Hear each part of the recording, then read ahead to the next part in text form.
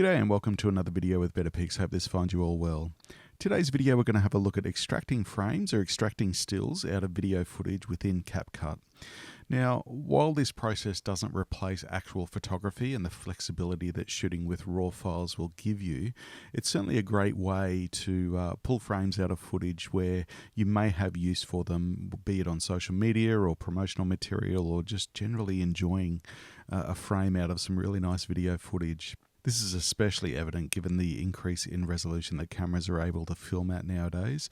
4K is pretty much a standard for most people's production, with cameras producing 6, 8, 12 plus K worth of resolution with their footage, which really does allow for some high resolution frames to be pulled out of footage. For the majority of us though, we're probably going to be looking at either 1080 or 4K footage. Okay, so this footage is filmed on Fraser Island. It was filmed in 4K and we've got 3 clips, one looking over the beach down the east coast of Fraser Island, one looking top down over the water, some beautifully coloured water there, and one at sunrise over the sand dunes and the beach.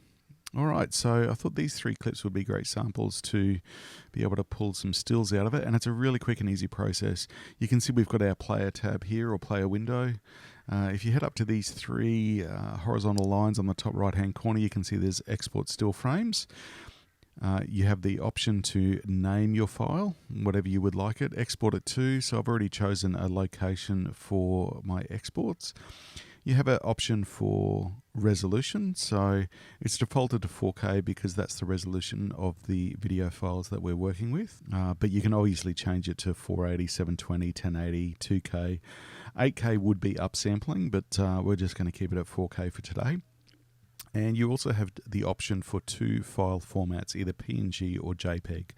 Now, JPEG is a compression file. Every time you save it, you're going to lose a little bit of quality, whereas PNG is a lossless compression file, so you're going to maintain that quality, so which I'm going to choose today.